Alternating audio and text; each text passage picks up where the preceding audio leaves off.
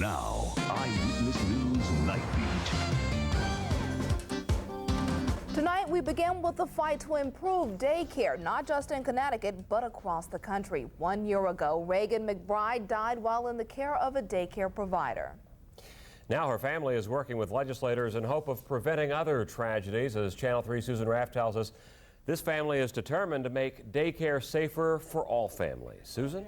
Brad, U.S. Senator Chris Dodd is fighting for safer daycare, but he is not waging this battle alone. He has joined hands with a grandmother who wants to prevent other families from losing their children. Children who have died not because not enough was done to protect them. Well, in many ways, Raegan McBride, in her short life and in her tragic death, is giving all of us a deeper understanding of what happens to far too many children like Raegan McBride. Senator Chris Dodd spoke at a memorial service in Hartford for 2-year-old Raegan McBride, a toddler who was killed a year ago. The senator and the child's family believe Raegan would be alive today if they had known more about a Windsor daycare provider.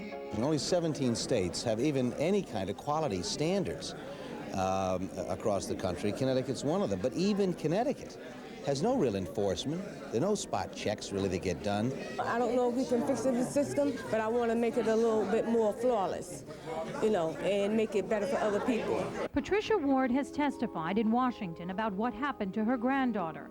The little girl died from a blunt trauma to the head. The daycare provider was arrested for manslaughter.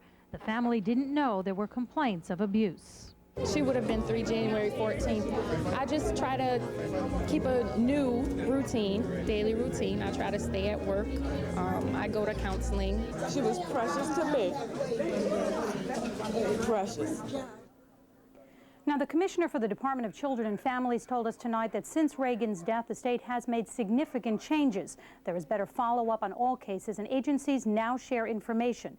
As for Raegan McBride's family, they would like to see more spot checks done at daycare facilities. Dee, back to you. Okay, thank you so much, Susan Raff. In other news, a Connecticut judge says there is enough evidence to try a 16-year-old Holland boy on murder charges. Ryan Calvert is accused of killing 16-year-old John Moore early New Year's Day. On Friday, prosecutors presented evidence showing that Calvert had threatened Moore and even showed friends a knife he allegedly said he was going to use to stab Moore. The case was continued to March 12th. Milford police have caught up with a Rhode Island man 16 months after a brazen jewel theft. 43-year-old Carl Dinatelli, armed, police say, only with his charm, is charged with walking off with 29 uncut diamonds he'd asked to see at Harristan's Jewelers at the Connecticut Post Mall back in 1996. The gems were valued at more than $150,000. Dinatelli is being held tonight on $85,000 bond. Firefighters continue mopping up after several messy fires around the state. The first this morning at a fire in a complex off Route 10 at 32 North Hampton Lane in Plainville. That happened around 7 o'clock. 2 people were treated for smoke inhalation. They're okay tonight.